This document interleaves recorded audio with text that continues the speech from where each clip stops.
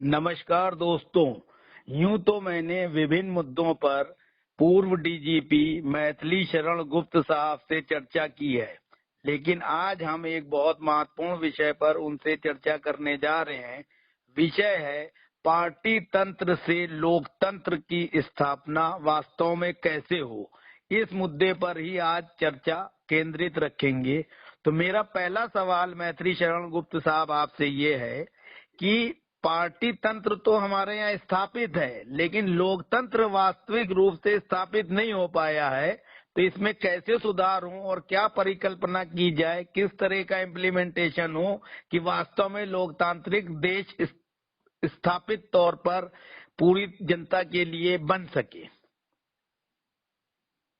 आपने बहुत ही बेहतरीन क्वेश्चन किया है। और पार्टी तंत्र ने लोकतंत्र को अपने अंदर जो है हड़प लिया है। लोकतंत्र कहीं न कहीं गायब हो गया है। और पार्टी तंत्र ने दो तीन बहुत बड़े नुकसान किए। जी एक तो पार्टी तंत्र एक प्राइवेट कंपनी, प्राइवेट एम्पायर बन गया है, जी जिसमें एक हाई कमांड नामक चीज पैदा हो गई है। और वो जो है हाई कमांड, ये समझ में नहीं आता है कि कौन उसे कंट्रोल कर रहा है।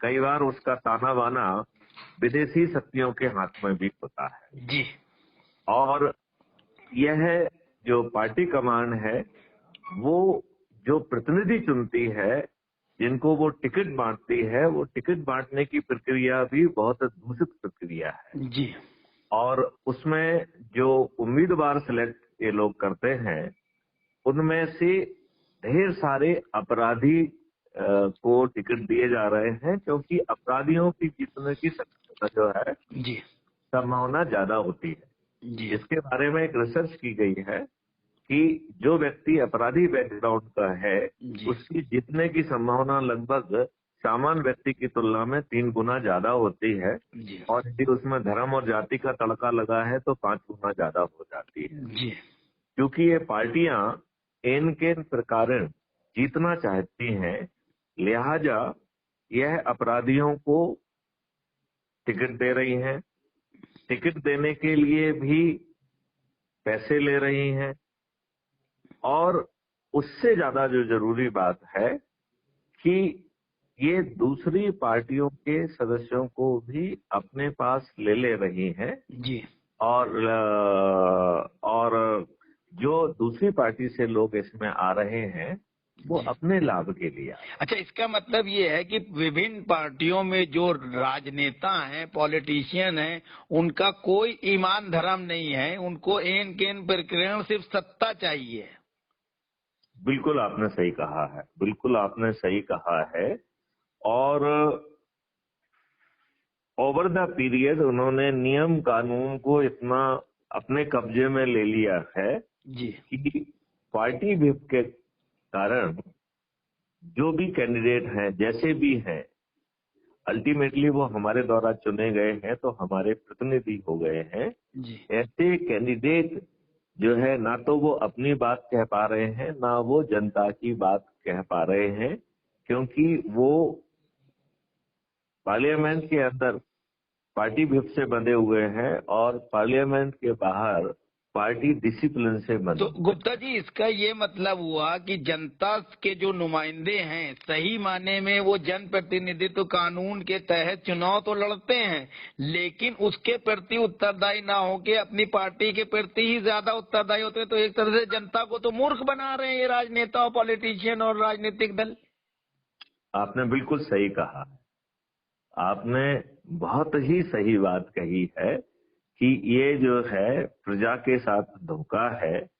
और देखा जाए तो प्रजातंत्र के ऊपर पार्टी तंत्र हावी हो गया है। लिहाजा पार्टी तंत्र से प्रजातंत्र को आजाद कराने की आज आवश्यकता आ गई है। सर, यहाँ पे एक सवाल, चुनाव आयोग जो है, जो राजनीतिक दलों को मान्यता देता है, तो इसका ये मतलब निकाला जाए कि चुनाव आयोग भी अपने कर्तव्य का निर्वहन ईमानदारी से नहीं कर रहा है, या जो उसके दायित्व है उसको वो नहीं निभा रहा है। नहीं, चुनाव आयोग भी नियम कानून से बंधा हुआ है।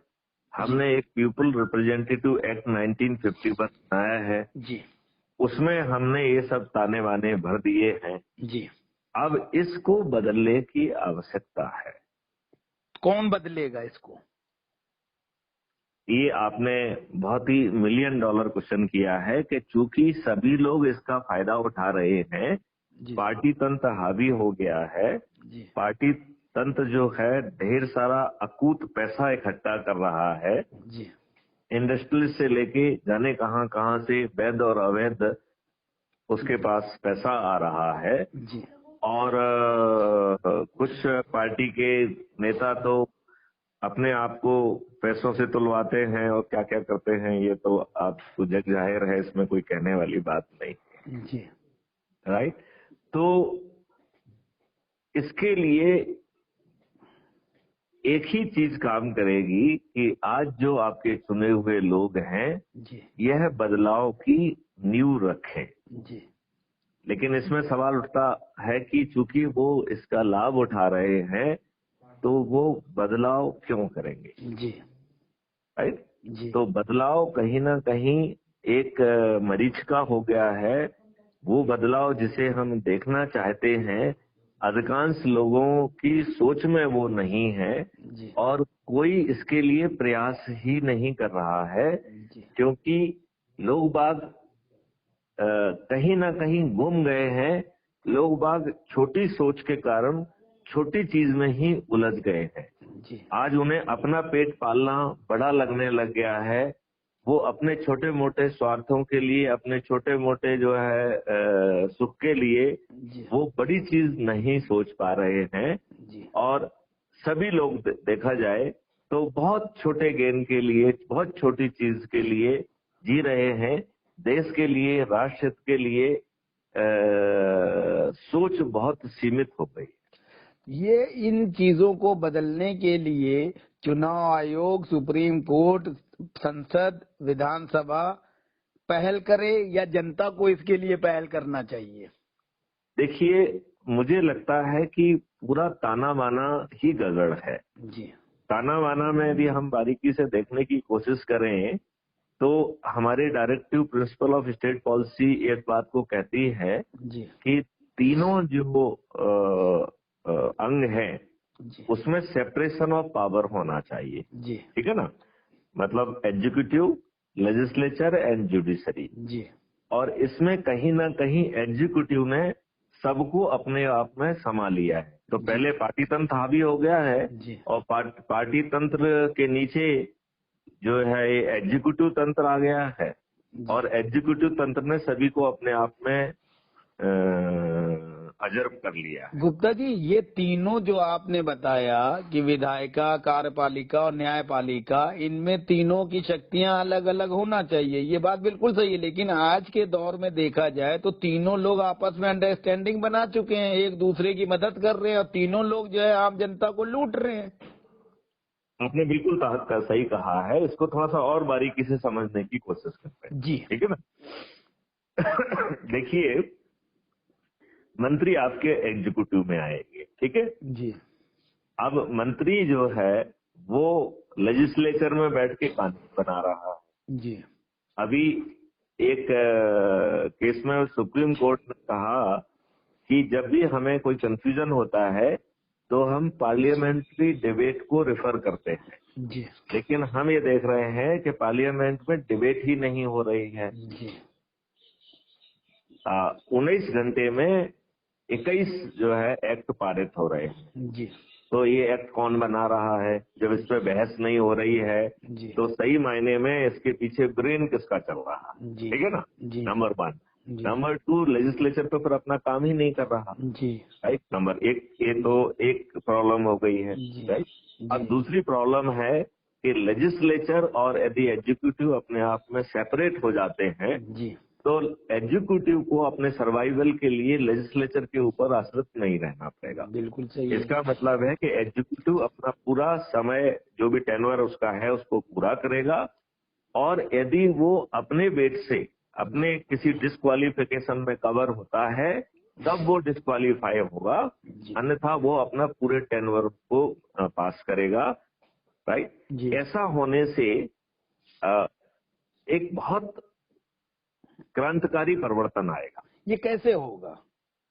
अभी उसको थोड़ी देर से अच्छा अपन थोड़े से आते हैं कैसे होगा। ठीक। अभी उसके पहले आते हैं कि उससे फायदे क्या हो। जी एक तो ये है कि आज हमारा एग्जीक्यूटिव अपने सर्वाइवल के लिए चिंतित रहता है, जी स्पेशली यदि उसके पास एब्सोल्यूट मेजोरिटी नहीं है जी और यदि कॉलिशन गवर्नमेंट है तो छोटे छोटे लोग भी ब्लैकमेल करते हैं। जी तो हर समय राष्ट्रहित जो है वो कहीं ना कहीं विलुप्त सा हो जाता है जी और ये जो ना छोटे छोटे लोग जो है वो एग्जीक्यूटिव को डिक्टेट करते हैं। तो पहले तो उसकी पार्टी डिक्टेट कर रही है उसको। जी दूसरा जो है ये दूसरे जो पार्टियां जिनसे कॉलिशन गवर्नमेंट की है वो भी उसको वो कर रहे हैं। जी भारत में अधिकांश लोग परचेजेबल कमोडिटी है, राइट। जी तो यदि परचेजेबल कमोडिटी है तो परचेजिंग पावर किसके पास है? तो बहुत सारी ऐसी विदेशी शक्तियां हैं जी जिसमें भारतीय शक्ति भी हो सकती है, इंडस्ट्रियलिस्ट भी हो सकते हैं, जी जो इन बिकाऊ चीजों को खरीदने की ताकत रखते हैं। जी अब यदि बिकाऊ चीज को ये ताकतें खरीद लेती हैं तो देश में अस्थिरता पैदा हो सकती है। जी और ऐसे बहुत सारे हालात आए हैं इतिहास में, आप देखेंगे तो ऐसे बहुत सारे नाजुक हालात से जो है देश गुजरा है जब उसे अस्थिरता का सामना करना पड़ा है। जी और उसके लिए जो हमने उपाय बनाए उस उपाय में जो है हमारा ज्यादा नुकसान हुआ। जी जैसे हमने डिफेक्शन को रोकने के लिए एंटी डिफेक्शन बिल बनाया, जी उसमें पार्टी तंत्र और हावी हो जी गया, राइट। तो हमें कायदे से यदि हम सेपरेशन पे जाते तो ज्यादा फायदा होता है। अब हम जुडिशरी की बात करते हैं। जी जुडिशरी में जो ये वकील होते हैं, बहुत सारे ऐसे वकील जिनकी ठीक ढंग से जो है प्रैक्टिस नहीं चलती है, वो पॉलिटिकल जोर लगा के कई बार जो है ना आ जाते हैं, राइट। अब ऐसे लोग जो है वो अपने पार्टी के प्रति और एग्जीक्यूटिव के प्रति थोड़ा सा एहसान तो रहता है ना। जी यदि हम जुडिशरी को ऑन मेरिट लेने का यदि हम सिस्टम क्रिएट करते हैं जी तो आज जो एक घराना सिस्टम चालू हो गया है जी कि एक घराने के जिसके भी जज बनते हैं उसी घराने के जो है ना फिर बच्चे भी जो है जज बनते जाते हैं, जी राइट। ये तो बहुत गलत है। हाँ, अब यदि इसमें देखा जाए कि कोई धोखे से कोई एक एडिशनल व्यक्ति आ जाता है तो एक घराना और चालू हो जाएगा। जी तो यदि आप धोखे से यदि मैत्रीषण गुप्त जज बन गए जी तो फिर मैत्रीषण गुप्त का घराना भी चालू हो जाएगा। जी लेकिन उससे जो चक्रव्यूह की संरचना है उस पर कोई फर्क नहीं पड़ रहा। जी लिहाजा ये बहुत ज्यादा महत्वपूर्ण हो गया है कि हम पार्टी तंत्र को जो है हावी ना होने दें। पार्टी का जो काम होना चाहिए वो अपनी फिलॉसफी के हिसाब से लोगों को तैयार करे, जी लेकिन पार्टी के टिकट पे वो नहीं जीत करेगा। वो अपने इंडिविजुअल कैपेसिटी में आएगा जी और पार्टी के टिकट पर भी वो नहीं लड़ेगा। जी उससे क्या होगा कि नेशनल के इशू चलेंगे, नेशन का वो चलेगा, राइट। जी और जो पार्टीज हैं they can do lobbying but they can not dictate. जी उनके पास कोई व्हिप नहीं होगी। जी तो चूंकि उनके टिकट पे भी वो बंदा नहीं जीत रहा है तो उसका प्रभाव है वो मॉरल और इनडायरेक्ट प्रभाव होगा। जी वो डायरेक्ट उसको पपेट नहीं बना सकता है, वो डायरेक्ट उसको कंट्रोल नहीं कर सकता है, नंबर वन। जी दूसरा बहुत बड़ा एडवांटेज है कि एग्जीक्यूटिव लेजिस्लेचर के ऊपर जो अभी डिपेंडेंसी है और उसका सर्वाइवल जो लेजिस्लेचर के ऊपर है वो खत्म हो जाएगा, राइट। तीसरा जो है उसकी अकाउंटेबिलिटी रहेगी, उसे जवाब देना होगा। कानून का वो ड्राफ्ट पेश करेगा लेकिन कानून के एक एक क्लॉज पे चर्चा होगी, क्या कानून बनना चाहिए वो लेजिस्लेचर डिसाइड करेगा। तो चेक एंड बैलेंस की जो पॉलिसी है वो एकदम फैंटास्टिक काम करेगी। जी और जजेज जो है ना ऑन मेरिट आएंगे। जजेस के का जो है ना एक अलग से सिलेक्शन का वो होना चाहिए, जैसे यूपीएससी करती है ऐसे ही या तो यूपीएससी को ही दे दें या और कोई बॉडी का और कोई सिस्टम इवॉल्व हो सकता है, जी लेकिन that should be absolutely on merit basis and let it be a kind of a judicial service. Okay इस तरीके की चीज जो है कुछ कुछ जो बीच में सोची भी गई है उसको और सॉलिड तरीके से, और that should not be under control of the executive. ठीक है। एग्जीक्यूटिव यदि कंट्रोल में होगा तो फिर जो अभी व्यवस्था है वही बन जाएगी। तो हमें चेक एंड बैलेंस की थ्योरी करते हुए इसको लेना चाहिए, और उससे फायदा ये रहेगा कि हमारी एग्जीक्यूटिव बॉडी जो है वो पूर्णतया देश हित के कामों में आगे बनी रहेगी, और इससे हम पुलिसिंग से लेके हर किसी चीज को इम्प्रूव कर पाएंगे, और अधिकांश चीज हम पब्लिक को ट्रांसफर कर पाएंगे। तो पुलिस जो है ना डीबर्डन होगी, और पुलिस जो है ना बड़ा फोकस्ड और अच्छा काम कर पाएगी, और वो काम करेगी जो आम पब्लिक नहीं कर सकती है। बाकी सब काम जो है, चाहे एविडेंस कैप्चरिंग हो, चाहे इवन अरेस्ट हो, चाहे समन्स वारंट की तामीली हो, वो आम पब्लिक करेगी, और आम पब्लिक को करने के लिए रेवेन्यू स्ट्रीम भी दी जाएगी जी तो वो जो है उसकी समृद्धि का कारण भी बनेगा। जी अब तो इससे इतने सारे बेनिफिट होंगे। अभी जो है प्रजातंत्र का गला घोट दिया गया है, हमारे प्रतिनिधि ना अपनी बात कह पा रहे हैं, ना पार्लियामेंट में डिबेट हो पा रही है।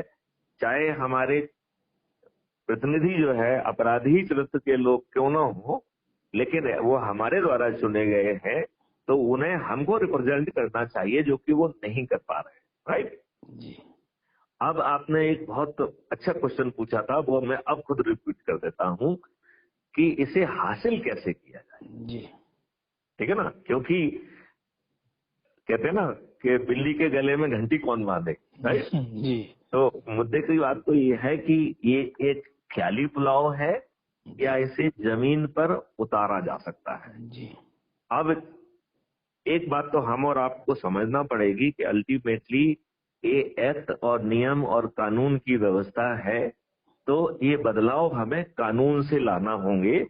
कानून बनाने की ताकत केवल हमारी लेजिस्लेचर को है। राइट जी और लेजिस्लेचर जो है वो एग्जीक्यूटिव के चुंगल में है, और एग्जीक्यूटिव पार्टी के चुंगल में है, तो कुल मिला के एक विशेष सर्कल बनता है। राइट हमारे प्रतिनिधि हमारी बात कहने की स्थिति में नहीं है। इसके कारण हम जो है वर्तमान व्यवस्था से हटके, यदि आप याद करें, हमें शासन से सकारात्मक संवाद की तरफ जो ना की स्ट्रेटेजी का यूज करना पड़ेगा। जी तो आप जरा उसको रिकॉल करिए कि वो क्या था कि हम एक कम्युनिकेशन का तरीका निकालें, और वो तरीका वही होगा जो नरेंद्र मोदी जी ने सिखाया है। जी थाली बजाओ, दीपक जलाओ और वीडियो चलाओ। राइट और जो पब्लिक है उसको आप रीच आउट करेंगे, उसको अपने फोल्ड में लाएंगे, डिबेट करिए, मुद्दों को जो है वो क्रिस्टलाइज करिए, और उन मुद्दों को समय सीमा में देके हमारे चुने हुए लोगों को बाधित कर, जो है ना विवश करिए।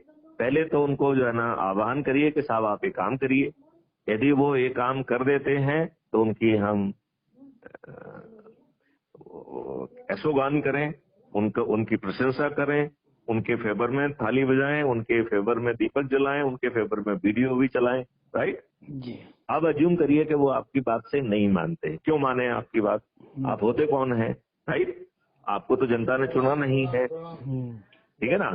लेकिन यदि जो है से यदि आपने बहुत एग्रेसिवली हम सब लोगों ने अपने लेवल पे यदि प्रयास किया, और यदि हमारी रीच जो है ना 50 करोड़ या 100 करोड़ जो भी है, यदि वहां तक पहुंचती है, और पूरा पब्लिक एक बैनर के पीछे खड़ा होके यदि थाली बजाती है, दीपक जलाती है, तो इस बात को नजरअंदाज करना किसी भी जनप्रतिनिधि के लिए और किसी भी पार्टी के लिए बहुत मुश्किल होगा। ठीक है ना। अब एक मिनट के लिए अपन ये मान लेते हैं कि वो फिर भी आपको इग्नोर करते हैं, तो सकारात्मक संवाद का जो दूसरा पहलू था वो विवश करने वाला था। तो विवश कैसे करेंगे? तो आप यदि याद करिए, उसमें अपन ने कहा था कि हम काली पट्टी बांधेंगे, काला जो है ना फ्लैग करेंगे, हम जो काम कर रहे हैं हम 2 घंटे ज्यादा काम करेंगे। राइट तो इसमें हम जापान की फिलॉसफी का यूज करेंगे कि हम ना तो शासकीय संपत्ति के साथ तोड़फोड़ करेंगे, ना हम चक्का जाम करेंगे, ना हम रेल रोको करेंगे, बल्कि हम 2 घंटे ज्यादा काम करेंगे। नंबर 1। नंबर 2 जो है, हम इनके प्रोग्राम में नहीं जाएंगे। राइट चाहे वो टैक्स पेयर के मनी से ही गाड़ी भेजें, चाहे हमारे जो है ना ब्रेकफास्ट, लंच और डिनर की व्यवस्था कराएं, चाहे जैसा आजकल हो रहा है 500 रुपए एक्स्ट्रा भी दें, तब भी हम इनके प्रोग्राम में नहीं जाएंगे। नंबर 1। नंबर 2, हम इन्हें अपने प्रोग्राम में नहीं बुलाएंगे। नंबर 3, हम इनकी दरबार की शोभा नहीं बनेंगे।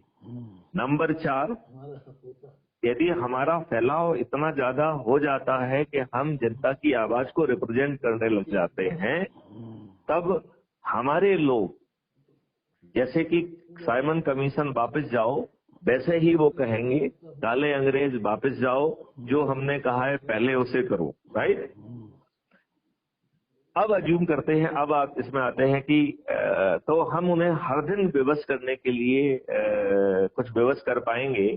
और चूंकि कहते हैं कि राजनेता ये बड़े समझदार लोग होते हैं, बड़े सेंसिटिव लोग होते हैं, इन्हें जनता की जो नाड़ी है वो बहुत जल्दी उनको समझ में आती है, तो उन्हें ये समझ में आ जाएगा कि यदि सच में ये आवाज बन गई है तो उसे वो नजरअंदाज नहीं करेंगे, ऐसा मैं मानता हूँ। अब अपन तीसरी संभावना को ले लेते हैं कि वो अपने अहंकार में हैं, वो आपको इसके बावजूद भी अपने अहम में बैठे हुए हैं कि हम आई डोंट केयर। फिर उसका आखिरी विकल्प वही है कि क्राइम फ्री भारत पार्टी, यदि उसके साथ इतने लोगों का जुड़ाव बन जाता है तो इस दौरान वो 545 लोगों पे होमवर्क करके रखे और एज ए जो है ना लास्ट विकल्प फिर वो अपने उसको पार्टी लॉन्च करना पड़ेगी, जिससे कि 545 से वो बनाए। लेकिन वो पार्टी तंत्र चलाने के लिए नहीं होगी, वो पार्टी तंत्र को खत्म करने के लिए होगी। और जो नियम कानून अभी हम अपने चुने हुए प्रतिनिधियों से बनवाने की कोशिश कर रहे हैं, वो उन सब चीजों को बनाएगी, वो भी समय सीमा में, और एक देश को नई जो है ना दिशा देगी। तो मुझे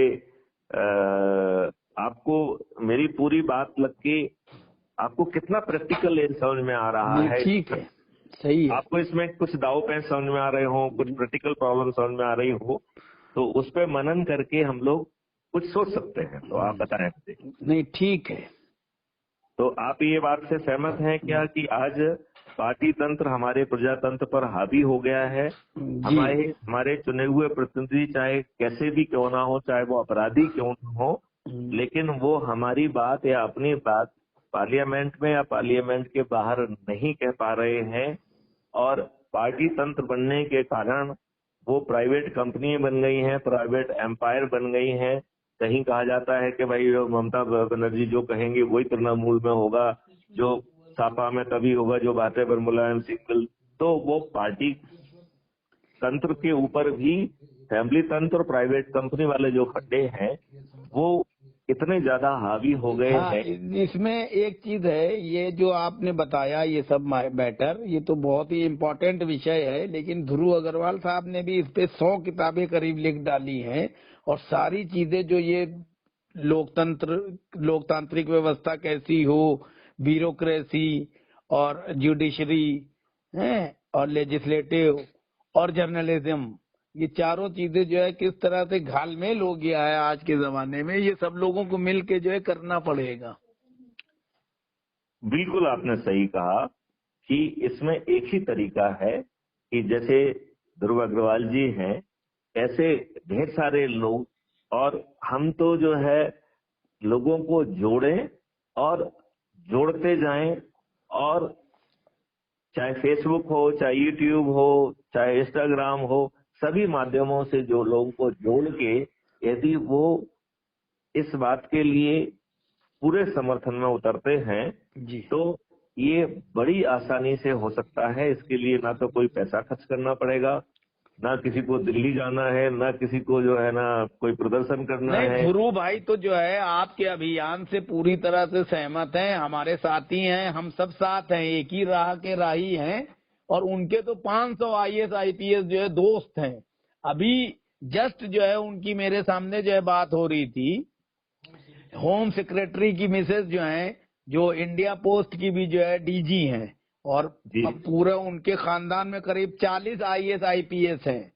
तो वो सब डायरेक्ट जो है ध्रुव जी के प्रचार में भी लगे हुए हैं और इनसे भी कर रहे हैं। हम लोगों को तो जो है, जो आप लोगों की प्लानिंग है सबकी, सबकी राह तो एक ही है, करीब करीब सोच एक ही है। तो हम लोग सब मिलेंगे, ये यूपी के ये 5 राज्यों के चुनाव खत्म होंगे तो हम लोग बड़े लेवल पे ये सारा कारनामा करेंगे, देश हित में, जनता के हित में। आपने बिल्कुल सही कहा, क्योंकि अकेले ध्रुव जी के जीतने से काम नहीं बनेगा। जी हमें सत्ता को विवश करने के फार्मूले निकालना पड़ेंगे, जी क्योंकि अल्टीमेटली इसी व्यवस्था के तहत जो हमारे द्वारा चुने हुए प्रतिनिधि हैं, जी उनसे ही हमें ये परिवर्तन वाले कानून बनाना पड़ेंगे। अल्टीमेटली इस व्यवस्था में भी तो जो गलत कानून बने हैं जी वो हमारे चुने प्रतिनिधियों ने ही तो बनाए हैं। बिल्कुल सही है। तो हमारे ही चुने प्रतिनिधि जो है ना, अब जो है ना बदले हुए हालातों में जी पब्लिक की जो है नर्व को समझे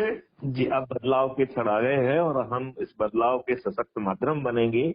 और केवल राजनीति की बात नहीं है, हम हर किसी को जो है ना समृद्ध बनाने की स्थिति में है, चाहे वो किसान हो, चाहे वो वर्कर हो, चाहे वो इंडस्ट्रियलिस्ट हो। हम लोग टैक्स फ्री जो है भारत बनाने की स्थिति में है, एक्सपेंडिचर फ्री चुनाव बनाने की स्थिति में है। जब एक्सपेंडिचर फ्री चुनाव हो जाएगा तो पार्टी की क्यों जरूरत है। और पार्टी जो है, मैं सोचता हूं कि पार्टी आरएसएस जैसी होना चाहिए, राइट। जैसे आरएसएस तो संघ है, पार्टी नहीं है, तो मेरा कहने का मतलब है कि सभी पार्टी संघ जैसी होना चाहिए, जो अपनी फिलॉसफी के हिसाब से चरित्र निर्माण करे, राइट जी और वो चरित्र जो है ना मॉरल बेस्ड हो, फिलॉसफी बेस्ड हो, एक मकसद के लिए हो, और उसका जो है ना सीधा उसके ऊपर नियंत्रण नहीं रहेगा, राइट, क्योंकि वो पार्टी के सिंबल से नहीं लड़ रहा है।